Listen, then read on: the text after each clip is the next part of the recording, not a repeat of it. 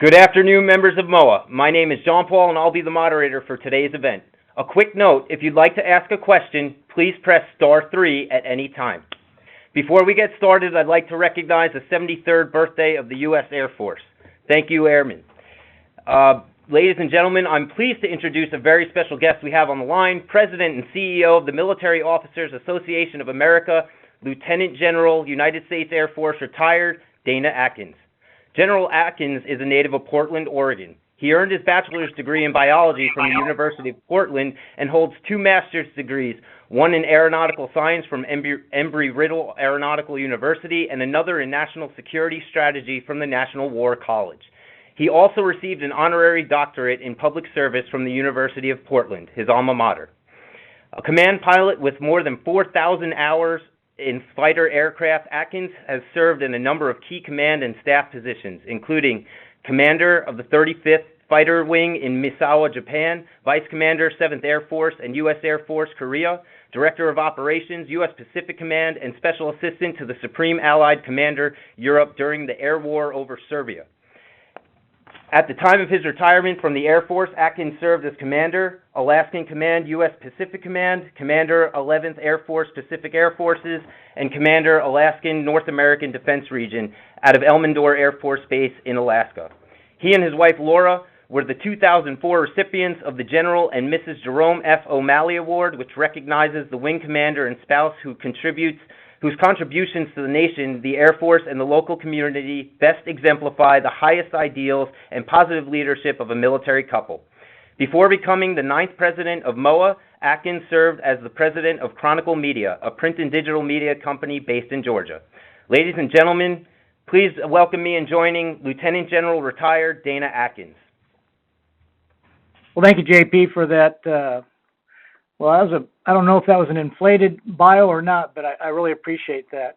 And thanks to the Veterans Benefit Administration, specifically Dr. Paul Lawrence, for hosting this town hall for MOA members and our supporters. This is a special opportunity to be able to speak directly to VA leadership and learn more about the many benefit programs in the VBA portfolio. But this is also a chance for our members to ask questions and get some personal assistance from the VBA if that's truly needed. I'll remind our participants today that you can press star 3 during this town hall to ask a question. And I also understand that everyone who asks a benefit question will have the ability to get a call back from VBA to get some additional assistance if that is also needed. Now, this is reflective of the veteran-first approach to customer service that Dr. Lawrence and his team of over 24,000 have instituted under his leadership.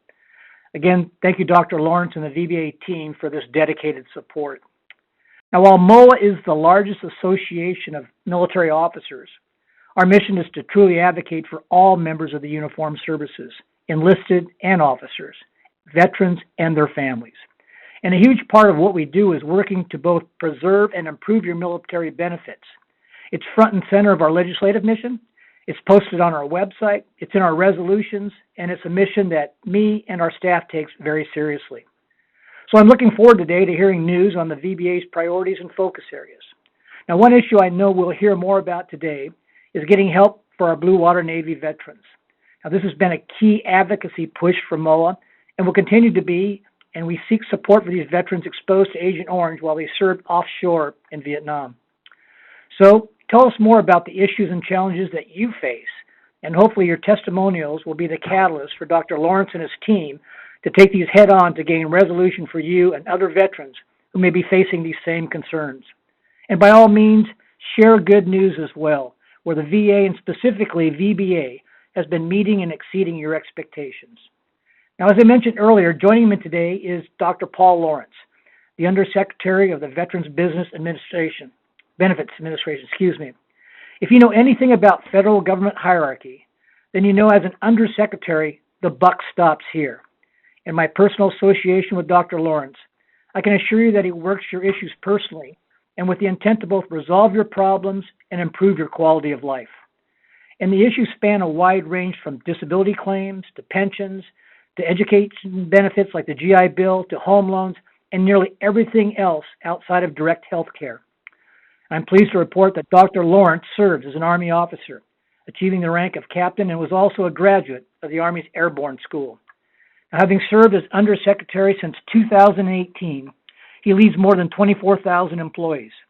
He's made it a priority to work closely with veteran service organizations like MOA and make sure that our constituents' concerns are heard and addressed. Now, this town hall is a great example of that commitment. Now, thank you again for taking time to update us on the VBA's programs. Dr. Lawrence, I'll now pass the mic to you for opening comments. Thank you, General Atkins. Really appreciate you being with us today. I know your schedule is packed, but I'm glad you're here to co-host with this, and we'll be talking to you a couple times throughout our time together with your veterans. So really appreciate that. Now, before we take questions, I'd like to explain to the MOA members why we're doing this and then to make a request for their help. We're doing this for 3 reasons. First, we're doing this because we know that during COVID, it's created challenges for our veterans and service members, and we're here to help.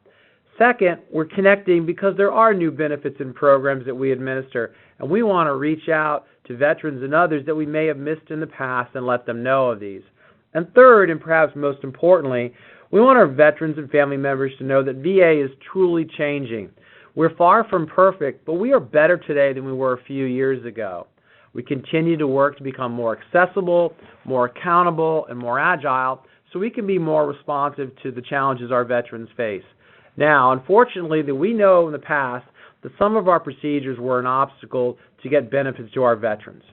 That's why I'm on a personal mission with the full support of VA Secretary Wilkie and President Trump to make things better for veterans and to make things right for those of you who feel let down from before. So now my request of MOA members.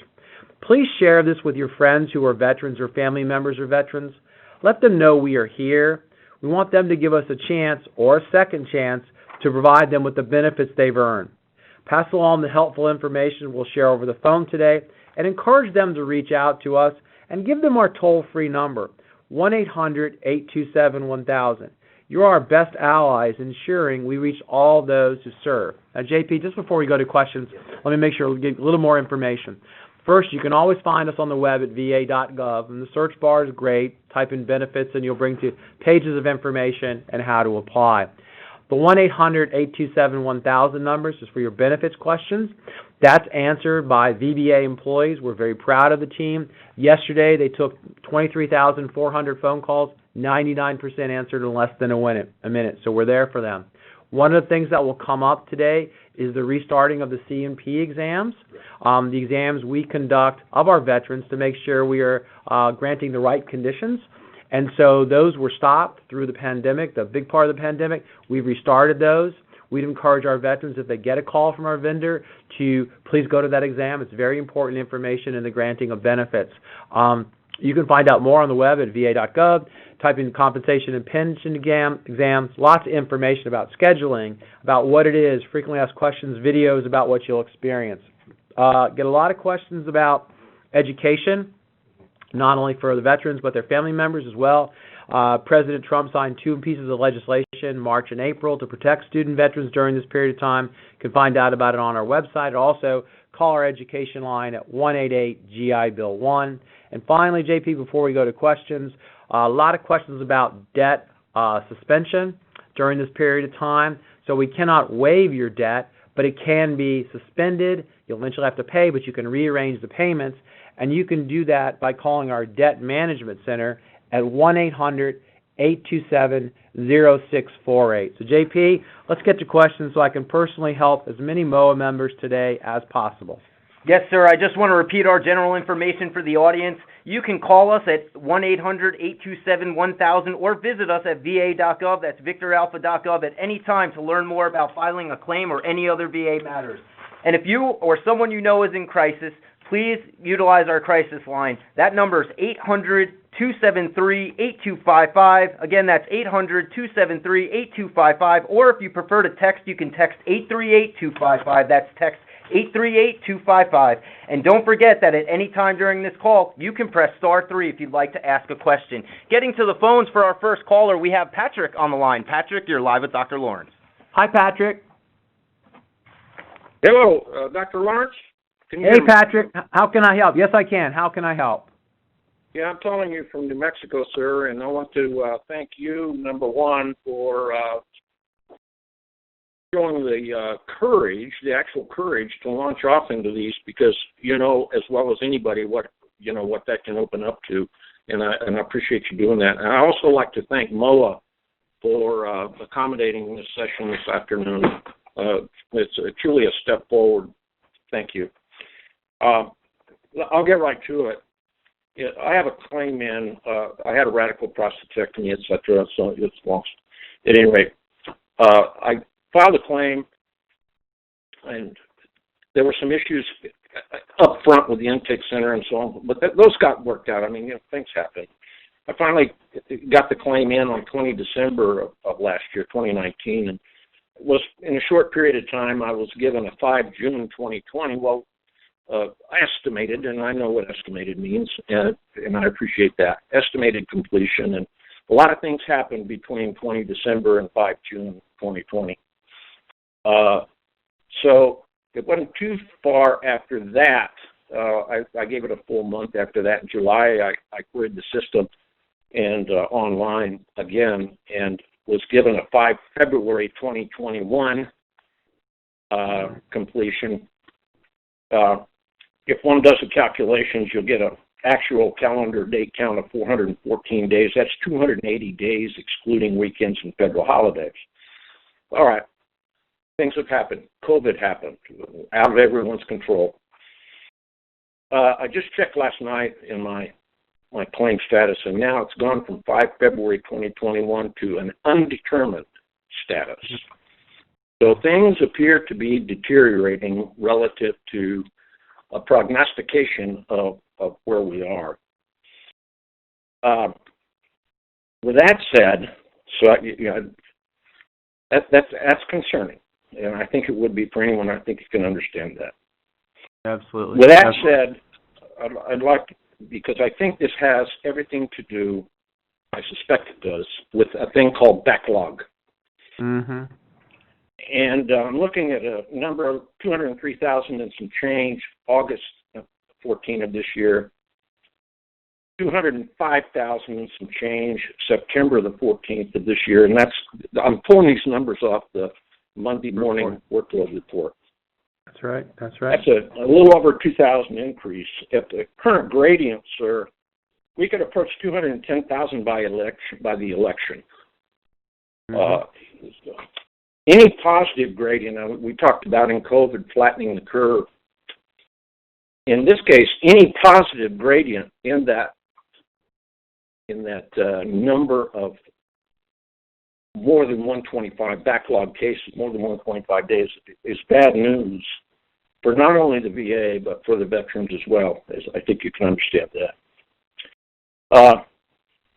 I think one could possibly, as this thing matures and metastasizes the situation, I think one could probably make a reasonable case that we are past or rapidly approaching a threshold where this backlog situation and its attendant consequences are going to prove to be more detrimental to a large number of veterans than COVID-19 itself.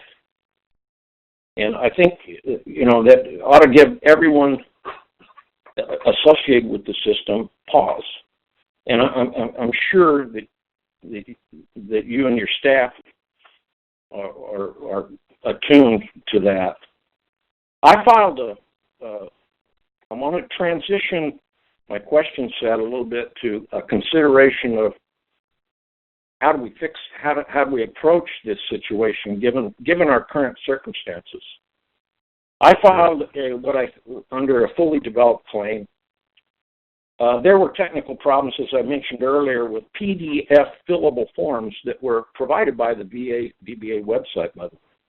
And at the intake center, when I filed that electronically, every PDF fillable form that was blank. All the data that I entered into those forms was blank in Wisconsin. I'll chalk that up to a technical issue. I refiled the entire package via fax because I no longer had complete confidence in the technical situation up at the intake center. So I shortly after I did that, I did get a notification that, okay, December the 20th, 2019, VBA got this thing and started working on it. Shortly after that, I got a question back. Where's my they needed the DD Form 214. I think I can assure everybody involved that there's no way that I'm going to file a claim with the VA without the inclusion of a DD Form 214 in the package.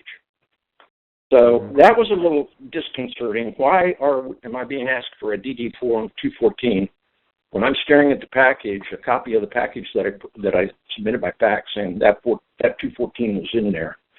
All right, not to get too upset, I sent that 14 back. 214, I sent another copy in. Wasn't shortly thereafter that I received a request for medical records associated with a radical prostatectomy.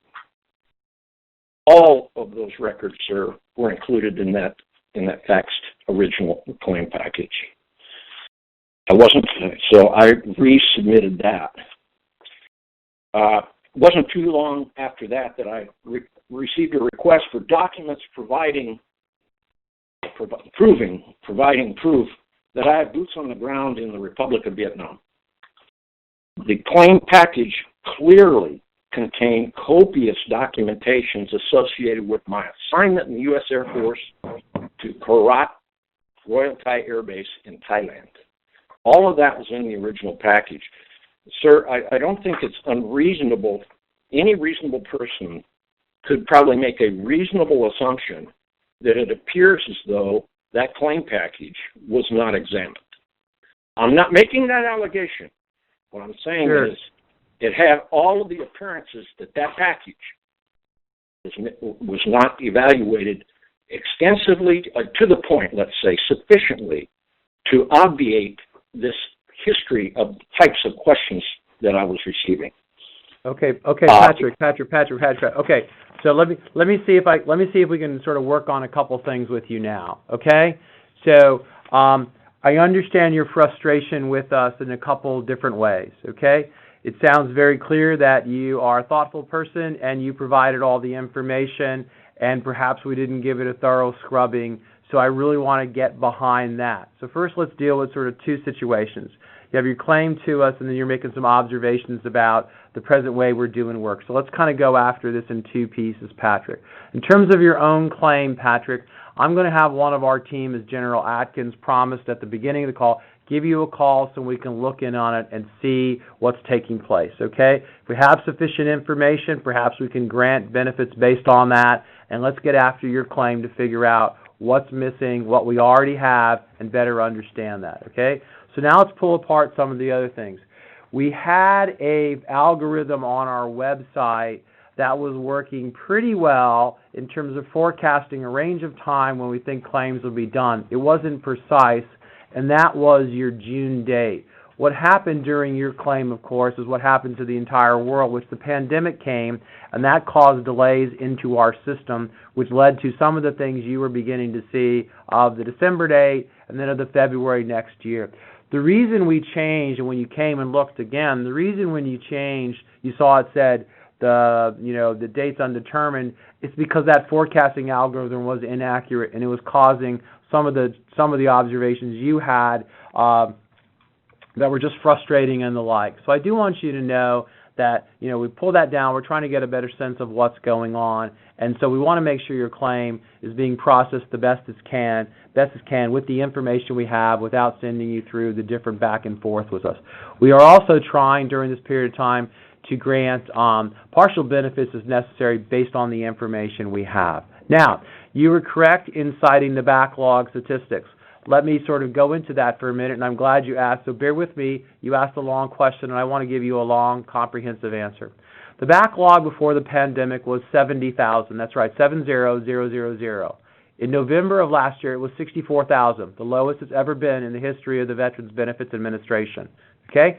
So you're right, it is 203,000 today. Now what's interesting about that, it was about 200,000 at the beginning of the month. So what we are seeing is the flattening of the curve. Your claim, and all veterans' claims, depends upon two bits of information. One is your medical records, and if we don't have that, we'll ask you to do a C&P exam. Those C&P exams were done in person until April 3rd. On April 2nd, the Veterans Health Administration said it was no longer safe to do C&P exams in person for our veterans and for the folks who provided those exams, so they stopped. On April 3rd, following their lead, we stopped the C&P exams in person. We did not restart them until late June in limited places, and we're only now back to full bore on that. Okay, so the period of time from April through probably July 1st, we conducted no C&P exams. That causes a problem, which leads to the backlog because we can't grant benefits without validation of the conditions. The other thing we rely upon is medical records. The medical records are stored at the National Personnel Records Center in St. Louis. They were victims of the pandemic. They closed down too. The inability to get the C&P exams as well as the records prevents us from granting benefits in many, many cases. We could grant partial benefits, or if the veterans had records of all of those things, we could still grant some benefits, but that really slowed down production. So what you see us now is recovering out from under that. Are we aware of that? Yes, Patrick, this is all I think about every day. The backlog metric, unlike so many government agencies which hide their statistics, we publish regularly and everybody knows. We understand how important that is, and we are embarrassed that it is driven this large, but we understand why this is taking place. So we are working with the contract vendors who do the C&P exams to increase their capacity to not only get us back to where we were, but to work down the inventory as fast as they can. As you can understand, they're basically paid like this. Every exam they get paid, they get money. The more exams they do, the more money they'll make. We're encouraging them to make more money to help our veterans, and the companies that run these are all veteran-run. Also, we are having conversations with the Archivist of the United States, who runs the National Archive, to open up the National Personnel Records Center faster and let our employees in there to find the records, and they're very supportive of that. So we have plans to deal with the two bits of evidence we need to get folks back. But I just want you to know, unlike a period of time in 2013, when the backlog was 611,000 and no one knew what to do, this is the same team that had the backlog down to 64,000, descending rapidly. So we are quite confident that, when the country reopens, and as the country reopens, and as we get back to business as normal, we're going to work that down. So the system is not out of control. It is well in control and understood. And again, we understand the importance of driving this down. So I really appreciate your question, Patrick. You're obviously incredibly well informed. I really value your feedback on what you went through to getting us your claim and the back and forth. So I definitely want our team to follow up with you and get more information, not only to help you through the claim process, but I'm going to ask them to personally tell me about your interactions with us so I can understand what took place. So as the leader, I can go back in and check in on what's going on and figure out what we should be learning from this so that other veterans like yourself don't have to go through it. So Patrick, sorry for the long answer, but you have some really good questions, and I want to get you information to let you and other veterans know, again, we understand the situation. We want to grant benefits as fast as possible. We know what our veterans expect from us. This is an unusual time. It's not an excuse. It's just an explanation, and we are doing all we can to deal with the difficulties caused by the pandemic to get us back to a situation where benefits were granted much faster. So thank you, Patrick. We'll have one of our team follow up with you. Since you're in New Mexico, perhaps we can do it today, but if not, certainly on Monday. So thank you, Patrick. Thank you for the call, Patrick. For our next caller, we have Harold on the line. Harold, you're live with Dr. Lawrence.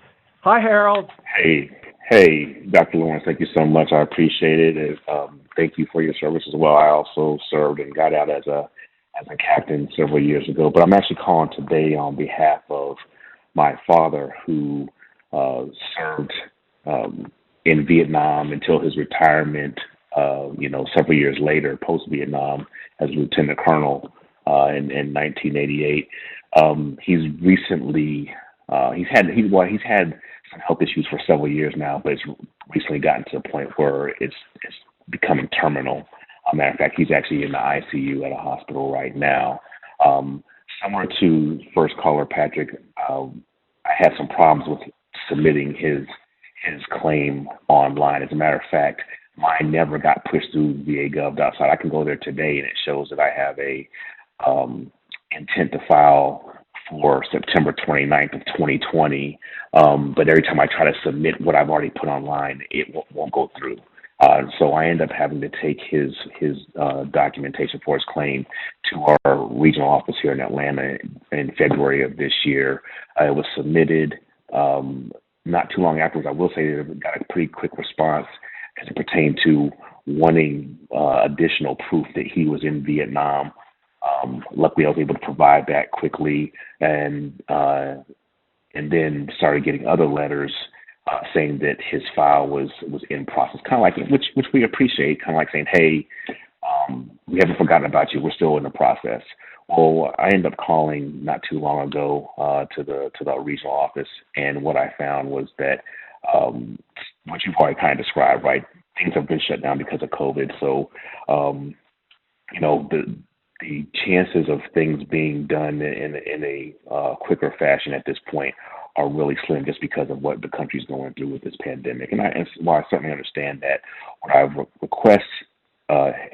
requested and request now is that if there's some type of way to fast track some of what's going on, at least the Vietnam potential presumptive type 2 diabetes part of the claim, just to make sure that he and my mother are getting the proper support they need as he starts to go down the path of transitioning, and that she gets the proper support that she needs to make sure that she can help him as well as what she's deserved as being his wife while he was in Vietnam and for the past 52 years. So that's my request, is if we can try to expedite at least that part of it, which is, hey, there's no doubt that he was in Vietnam, and there's no doubt that he has type 2 diabetes.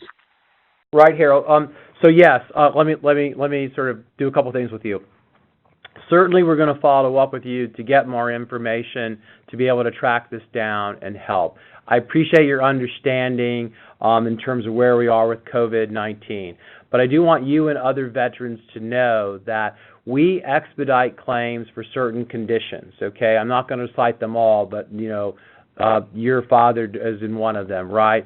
Terminal illness, hardship conditions, homeless, and there are others I won't spare. So you've identified that he is in one of those categories that will enable us to expedite it just because that's our policy and the like. And I appreciate the situation you're going through. We absolutely agree with you, identifying what benefits he can access now, as well as getting your mother prepared for spousal and survivor benefits. So Harold, I'm going to ask our team to give you a call so we can get your information and just check in on him, see where it is, see what we have, and see what's possible in terms of helping him through the process. So I really appreciate your patience with us. Not certain about the technical problems here. We'll have to check in on that one as well in terms of getting information to us. But yes, we will follow up with you, learn about his situation in some detail, and we'll see what's possible in terms of expediting his claim. Thank you for the call, Harold. For our next caller, we have John on the line. John, you're live with Dr. Lawrence. Hi, John. Hello. Hello, John. How you doing? Good, doctor. I wanted to know, I was not given personal protective equipment for practicing dentistry in the Army in 1977, even though I requested it. And I got hepatitis B and liver disease for 37 years. And now, and I was not authorized. I was under contract to the Army, and Army active duty and in reserves for 19 and a half years. But I was not allowed to go to the VA when I got out in 81 of active duty, although I had stayed in reserves. They said because I wasn't a combat veteran, I'd practiced stateside. So with the COVID thing going on now, I guess I missed the point there. Finally, after 42 years, the VBA said they admitted that I did get hepatitis from the Army, and it's been in my record all these years. Now with the COVID, but they said I'm not in pain now, so even though it devastated my life, I lost professional positions whenever they found out, and I lost 2 marriages over my hepatitis. I infected one of my wives. So I have PTSD related to the social isolation and COVID, because it takes me back to my own infection with my liver, which I couldn't get rid of. And now I'm dealing with bad internet because of all the people working from home, I guess. And my attorneys aren't responding. I'm fighting severe depression 40 years. So my question is, when is my deadline to appeal? Is it still inflexible as October 28th of 2020? No. So during this period of time, we are granting extensions for a whole range of things, and this would be one of them, okay? You simply have to, you got a couple choices. You can let us know, and I'll ask our team to follow up with you to make sure that we get this information recorded, okay? 2, you can simply, when you do send in the information, put a note on it that says this is late because of the pandemic and COVID, and you can do that. So either one of those, we are trying to grant extensions in the most veteran-friendly way, understanding the situation we are in. So the answer is no. We will try to work that as best as possible. The other thing is I do want to remind you, John, and others of our crisis line. So I know that a lot of veterans are going through similar things in terms of the social isolation, the different things. So I do want folks to know that they can always call 1-800-273-8255 and get assistance if they do find themselves there. So John, we will follow up. We will follow up with you to make sure, if there's any other questions about your claim, we can also look at that and see if we have all the information and give you additional help. So we'll follow up with you, John, but the answer is yes, you can get an extension for exactly this. And just a reminder to our audience that you can press *3 at any time during this call if you'd like to ask a question. So, General Atkins, we're about kind of halfway through. Let's give a pause. Have you some thoughts, reflections, observations, and anything that you think we should be aware of? Yeah, Dr. Lawrence, thanks again. And again, thank you so much. I think our members are even sharing that with you about their appreciation that you would host these types of venues, which are, in some cases, can be somewhat personally threatening, if they're not on good terms with their experience with the VA. But I think most of us are. One thing about Mo's membership, is our average age of our members is 66. But we also have a newer generation of members. About 30% of our members are actively and currently serving.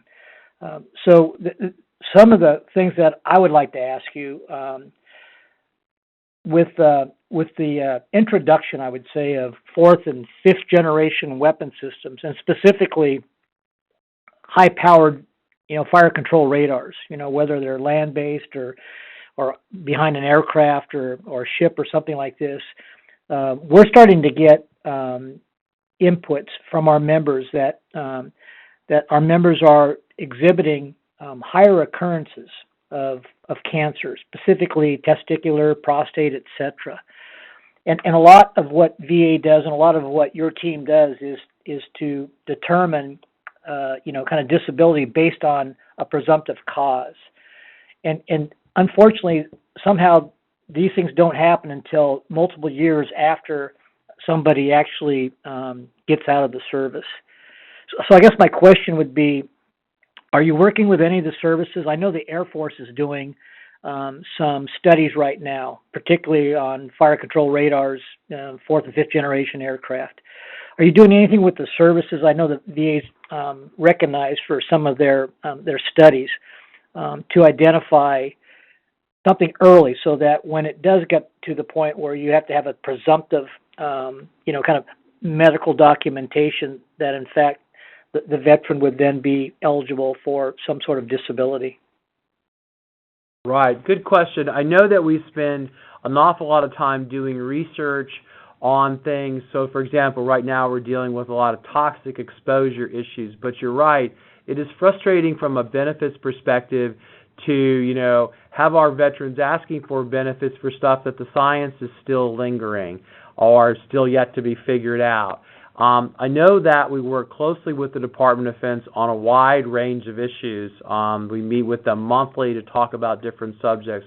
I'm unfamiliar with if something's taking place now on radiation, but I suspect it probably is. So what I'll probably ask our folks to do is do some digging on that and get back to you. I also know that you sit on some important councils with the Secretary, and he is always looking for suggestions about things we should be aware of, and this is one of them. So I certainly have this now and make sure that our folks are aware of that. But regardless of the presumptive situation, I do want you and all the MOA members to know that veterans can apply for benefits at any time. So were they exposed to radiation and have cancer perhaps, they're welcome to come and apply for benefits at any time. What's different about applying for benefits than applying for benefits when there's a presumptive is there is some effort on both of our part to demonstrate it's a function of your service. And so the presumptive does come with, a little bit easier, an easier process to, prove it was service connected, but it often does take some time to deal with the science behind it. So you're right. I think, one of the things they talk about is environmental sciences are getting smarter, and certainly, as you point out, as weapon systems become more lethal, but also have some unintended consequences I don't think anybody's really thinking through, perhaps, in terms of the folks who man them and employ them. It's really worth thinking about, and I'll certainly take back for our team, to look in on what's really going on with the Department of Defense. So thank you, General Atkins. It seems like we have a couple callers here already, so I'm going to let you go back to listening mode while we take callers. So thank you, General Atkins. Next on the line we have, sorry, sir. Next on the line we have Mark. Mark, you're live with Dr. Lawrence. Hi, Mark. Hi, Dr. Lawrence. Thank you for taking my call. This probably will be an easy one for you. I am a disabled veteran, but in addition, I am one of your VA contractors. I'm a clinical psychologist by profession, and I do tele-C&P exams, mental health tele-C&P exams for one of your contractors. And my question is, we have, as you know, we've been doing tele-C&Ps for the last several months. They sure have made life much, much easier for veterans who are going through the C&P process. They don't have to get in their cars or whatever and drive many miles to get to me in my office. Instead, they're at home, they're very comfortable, and I can connect with them and do the exam in exactly the same way as I would if we were in the office. It also facilitates things for veterans who, as I say, live far away from a VA or from one of the vendor providers. So my question is, do you know if VA intends to maintain the tele-C&P process into the future, even beyond the end of the pandemic? And I sure hope that comes soon. But do you think that will come to an end, or do you think the tele-C&Ps will be maintained? What's your understanding of that, please, sir? Sure. Thank you. Our plan is to continue to do tele-C&P exams to the extent possible. So really, it's always been in the portfolio of the contractors who do this. I just don't think anybody really got the exposure that we've now all gotten, the importance of tele-everything since the pandemic started. So yes, in a perfect world, we will be trying hard to expand it. However, as you know, Mark, there are some limitations in what you can and can't do via telemedicine and the like. But I'll also add, too, the C&P exam, even the telecounseling when we do it for vocational rehabilitation, is really well received. I mean, again, it's hard to imagine a time when veterans were caught in traffic, but when they were, this caused stress and frustration, and if you were PTSD or you had conditions, it particularly was unhelpful. So yes, we think this is one of the positives in the pandemic, is seeing how well it can be done, and quite frankly, Mark, as you pointed out, how well it is received. So yes, thank you for the question. We are really trying to, and especially as the first caller pointed out Patrick, with a backlog of exams, we like to be able to get the vendors to do as many as possible and not having to wait for folks to commute and the like when able to do this. So the bottom line to your question is yes, Mark, it would be our intention to do as many tele-C&P exams as we possibly could going forward. Thank you for the call, Mark. For our next caller, we have Cheryl on the line. Cheryl, you're live with Dr. Lawrence. Hi, Cheryl. Hello. It's very nice to have this opportunity through MOAA. I am presently a surviving spouse liaison for a Washington chapter, and it's great to have this connection this way. Mostly, I'd like to be able to say that upon the death of my veteran, I had no idea. He had a 40% rating, and I had no idea if there was any follow-up for me. But at our Fort Lewis, we have a one-stop, go-to-everything and out-processing sort of thing. And I was taken to the VA representative, handed him his death certificate. Immediately, he said, this needs to be filed for DIC because of the death, the diagnosis on the death certificate. Being my vet only had 40% at the time, I had no idea what I would receive. Within 6 weeks, I was notified that I would be receiving DIC and was directed, prior to that, from the Fort Lewis command, I was directed to a VSO, which I went to an American Legion, and that was all processed. So my main thing is not a question.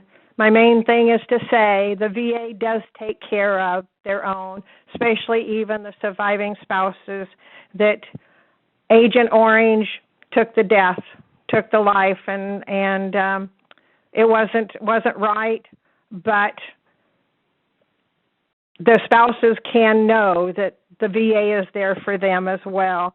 We have 58,000 spouses that were on the offset from the DIC, SBP. Last December, that all got changed, and an awful lot because MOA and the Surviving Spouses chapter of MOA stood up there and did what they could do, didn't take no for an answer like so many of us did take when we were told, too bad, you're going to receive VA, you'll lose your SBP. So go for it, MOA. Well, thank you, Cheryl. I really appreciate you talking about your experience as a surviving spouse. One of the things we get a lot of questions about is what benefits are available. So I do want folks to know, for survivors, I do want folks to know that if they go to our website and in the search bar type survivors or survivor kit, there is a booklet that explains all of these things. So DIC is a special benefit that Cheryl described called dependency indemnity compensation. It is what she said. If your veteran met certain conditions, you'd be eligible for a benefit. There also is a pension. There's accrued benefits that the veteran had, and there's also burial benefits. So I think Cheryl probably got that in the experience she described. The other thing I would ask for folks' help, though, is Cheryl's situation is somewhat typical of what takes place. The spouse doesn't realize what the husband's or the other spouse's service meant, okay? So we're particularly concerned when spouses go into nursing homes, the veteran goes into a nursing home, and now when they pass, they haven't communicated at all. So again, as Cheryl points out, there are service officers available from places like the American Legion, but also from your state and even your county in some state that can help veterans through the benefits journey. So please, if you do find yourself in such a situation, remember there's someone there to help you at no cost. Okay? If you're planning for this, inevitably we'll all have to plan for the last part of our life. There's lots of information that you can share now with your non-veteran spouse or even your veteran spouse to let them know what's available. So JP, a lot on va.gov, and if you just search Survivors Kit, you get a nice 26-page booklet that explains a lot of what Cheryl took you through. And thank you, Cheryl, for being a surviving spouse liaison. It's good to know that there'd be somebody like you to turn to get information and assistance. Thank you for the call, Cheryl. For our next caller, we have Don on the line. Don, you're live with Dr. Lawrence. Hi, Don. How you doing, Dr. Lawrence? Good. How can I help? Well, it's a pleasure just listening to you take care of all of these people. I'm really impressed. Anyway, I'm retired from the Navy. I was in the Navy 30 years, and I retired 1991, and I'm a 100% totally and permanently disabled veteran, have been for 20 years, and I've now been retired longer than I was in the Navy. But my problem is that I was divorced in 1997, and the courts started giving my former spouse 66 2/3% of everything I had. Disability compensation, Navy retired pay, and everything else they could get their hands on. The law clearly has said from the beginning, even before this law was passed, that you cannot touch VA disability compensation in divorce. State courts got around that 2 or 3 different times, and the Supreme Court has ruled on this 2 additional times in Mansell versus Mansell, and they reiterated you cannot take VA disability compensation in divorce. State courts got around that, but now the final decision, the Supreme Court ruled 3 years ago in Howell versus Howell, and they said pretty much this is the last time we're going to tell you people you can't touch VA disability compensation in divorce. Well, I've got a claim pending right now. I faxed into the intake facility in Janesville, Wisconsin, 1st of June, because all the veteran service offices are closed in Central Florida and have been. They're just now starting to reopen. But anyway, I requested that $175,000 that they took from me be returned to me. It was taken from me unlawfully, illegally, and I argued this up to the Board of Veterans Appeals. My case was Holland versus Prince Shippey, and I included that with my claim. And I argued this in the Orange County Court here in Orlando, Florida. And no one ever listened to me, but the Supreme Court has consistently said they can't do that. Help. Yeah, you're right, Don. Well, you're convincing over the phone, but let me see what we can do. I'm gonna get somebody to give you a call. We're gonna look in on your situation. Can't promise any outcomes, but you make a compelling point about the Supreme Court ruling. My knowledge of this is a little shallow, John, to be honest with you, but I'm gonna have somebody give you a call and look in on this, and I'll ask them to personally tell me about your situation and your claim, and travel through the board and the like, and see if we can't make some sense of all this. I understand what you're saying. I got your point about what's the law and what we're doing and are they aligned. So I'm really thankful, Don, for you pointing out. Appreciate your kind words at the beginning. Let me see what we can do. I'll have one of our team give you a call. Make sure we get all the information. I know you moved through that quickly, so that we can get to others on the phone. Appreciate that. We'll follow up with you and see what's possible and, what can be done. So thank you, Don. Thank you very much for your patience, too. Thank you for the call, Don. And, sir, do you have a benefits update for our audience? Sure. I just want to tell everybody about, because General Atkins talked about this in his opening remarks, about the benefits that are now available to our veterans under Blue Water Navy.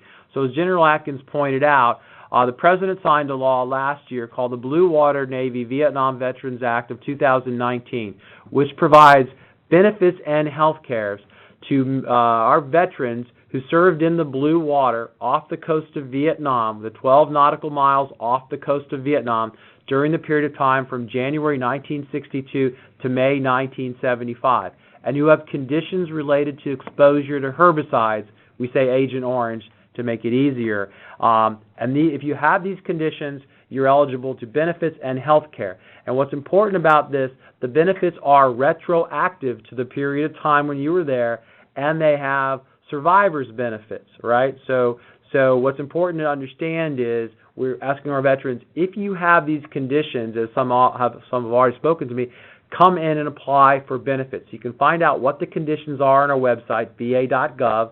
Right, Blue Water Navy brings you to a page, describes the conditions. They're medical in nature. I'm not going to do them justice now, and it shows you how to apply. You can get a service officer to help you. You can get, American Legion. I think even MOA has some service officers too, so you can get help. Why we're asking for our veterans' help is to also find the survivors. So we're very worried about the following scenario. I'll say husband, because it was mostly guys, has passed, and the average age of Vietnam veterans is between 74 and 75, and the wife, the spouse, has separated from the veteran and military community and will be unaware of this. So we're trying to find children, grandchildren, nieces, nephews, folks who heard about this back at a neighborhood gathering, and the veteran was talking about serving in Vietnam. And so we're trying to find those people and let them know benefits and health care retroactive. We've already granted benefits. The law went into effect on January 1st. We could begin to grant benefits on January 1st this year. Over 28,000 veterans, more than $600 million. Okay, so we're really trying to find these veterans to make sure we deliver on this law. So again, and the final sort of thing we point out, because a lot of folks say, as you've heard, gee, I was in the Navy, don't know exactly where my ship went. We've got all the ship logs of all the ships serving in the Navy at this time where they took longitude and lond and lat readings, and we're able to place your ship. So again, Blue Water Navy, if you have the conditions, please come in and apply for benefits. And if you know somebody, please encourage them to apply for benefits. Thank you for that information, sir. Can I do one more, Ben? Do we have any more questions? If not, I'd like to do one more thing for our veterans here. So I also want to tell them about a special program we started to help with our veterans who receive their benefits in a check or a prepaid debit card. We call those unbanked veterans, and there's a lot of them, okay? So we would like your help, and if you are one of these people, we would like to request you no longer do that. And let me explain. If you receive your benefits in a check or a prepaid debit card, you are paying fees, you are potentially losing it, it is unsafe, you could be victims of fraud, identity theft, and also, quite frankly, if you're getting a check, you don't have access to a bank, you have to go in and do a check cashing thing, they charge you $20 every time, that's $240 throughout the year. That's your money that you should be able to use, that the benefits were intended to, not paying fees to cash checks. So we arrange, and this is why this name is so important, Veterans Benefits Banking Program. Put that in your search engine, and we arrange with 33 banks and credit unions to provide free checking to our veterans who put their benefits in the account in the bank or credit union. If you look, Veterans Benefits Banking Program, you go to a page that says I want an account, you'll see them. These are well-known banks and credit unions. They're regulated by the federal government. They have locations. They have customer service. And most importantly, they have people who make sure their customers, in this case our veterans, are protected from fraud and identity theft. So we'd really, really urge you, if you get your benefits in a check or a prepaid debit card, to get a bank account and let us electronically transfer into it every month. Now, it's even more important because we have the world's greatest postal service, but even them, they cannot deliver your check. If there's a flood, there's 20 feet of water in your neighborhood. If there is a riot or if there is a fire. So please, please, please think carefully about getting banked. Thank you for that information, sir. And I think it's about time to call General Atkins back on the line. Hey, General Atkins, I'm afraid we've come to the end of the call. Final thoughts, comments, observations? Well, Dr. Lawrence, I actually want to do a little bit of maybe a advertisement here for the VA. But everybody may have seen, but there was a presidential directive today stating that September 18th, that's today, the Air Force birthday, but also this is POW MI Recognition Day. And I mentioned before that our members' average age is 66, and so they date back to Vietnam. And I've been told that much of veteran suicide is now occurring in an older generation, not necessarily a younger generation. And I want certainly our members, but our veterans to know that the VA has really stepped forward on suicide prevention. And one of the key things to do right now is obviously just talk to somebody. And if I got this right, you might be able to correct me, Dr. Lawrence, but I think the number was 800-273-8255. It's a crisis line, VA crisis line. They can put you with the right people. So if somebody has, obviously, the suicidal ideations or something like this, or you know of somebody that needs help like this, I would encourage that they get directed to that crisis line. Yeah, that's the line. Thank you very much, sir. Any other thoughts before we wrap up? I got one more, and could you perhaps, and I'm going to go all the way back to Harold, when Harold mentioned it was his father or father-in-law is, in need, but caregiver. I know there's been increased or improved caregiver support. Could you talk to that real quickly, Dr. Lawrence? Sure, and I'm not going to do it justice, sir, because I know it's kind of evolving, and I know our folks at the Veterans Health Administration are that. So I promise I'll give you a little bit about it, but we'll have our team send you some information so you can put on your website. And you're right, it has to do with formally recognizing the folks who support our veterans when they need care, hence the reason caregivers. It was part of the Mission Act, which I believe MOA was supportive and instrumental in getting passed, and it's rolling out. I know I was just on a call with the Secretary. I think in October some of that kind of blows forward, but I don't want to give you misinformation, sir, but we'll get you the latest and you can post it on your website and share it with your members. Great. Thank you, Dr. Lawrence. And again, thank you so much for hosting this venue for our members. Well, great. And thank you so much, sir, for co-hosting. I do want everyone to know we especially appreciate all your members who joined us. Really thoughtful. Appreciate the compliments for their acknowledgement of what we're doing to try to help them. And I do want folks to know, great insights. I thought a lot of folks were thoughtful in the way they sort of described how they dealt with us. It's not lost on me as the leader that, demonstrates you need more from us communication, and maybe there's more I need to go back and look in as the leader on some of the processes and procedures that maybe need to be enhanced so other veterans don't experience what they experienced. But we were serious about following up with the folks we said we would, and I do want you to know we had folks listening on the phone call who did some of that. You'll recall Harold spoke early on about his father, who was a veteran who was, in intensive care. So we have contacted him. We found out where his claim is. We're working with the regional office and requested it to be expedited, and we'll follow up with him once we've got that one figured out and get back with Harold and let him know what we're able to do. John, you recall, was the veteran who had hepatitis through service, or sort of service as I remember it, had some divorces in the result. When this note was handed to me about this, we said we're currently on the phone with him to make sure he's okay. And again, as General Atkins pointed out, the crisis hotline is 1-800-273-8255. And the General is exactly correct. Unfortunately, suicide is happening more often with the older generation, older veterans. So please take advantage of the crisis hotline. So again, thank you, General Atkins. Thank you, MOA.